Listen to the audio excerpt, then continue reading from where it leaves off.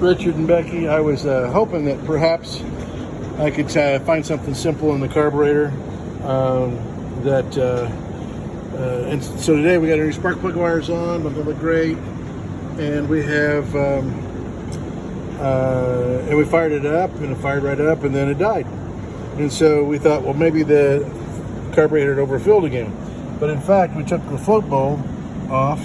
Here's your float, by the way. Took the float bowl off, and we have no gasoline in the carburetor. Let me get a better light here. We have just a smidgen of gasoline, not enough to run it. That should be about half full. So we took the float bowl off, no gasoline, and then here's the float. Here's the needle valve I keep talking about. Well, here's the needle valve I keep talking about in seat. And I can manually actuate the fuel. And as you can see, I'm trying to put fuel in here. So I'm manually actuating the fuel pump, and no fuel is running into the carburetor. So we get down on my hands and knees here and see why. Okay, so this part right here is the needle valve. Oh, come on now. This part right here is the needle valve. This is the seat. So that you can see that needle valve is not touching the float, meaning that the float is not holding it closed. It's staying closed on its own. That needle valve should be opening.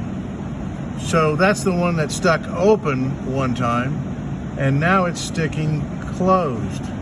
So yeah, as much as I'd love to run this engine and maybe by exercising it get it to be reliable again, we are due for a carburetor rebuild, because what should happen is with this float valve should be opening and gasoline coming in with basically no limit other than how much the float drops.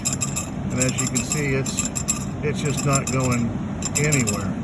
So oops, as you can see, I can't shake it and get it loose.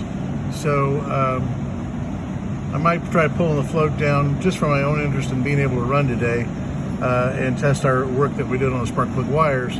But the carburetor's definitely going to need to go off for a new seat, well, a rebuild.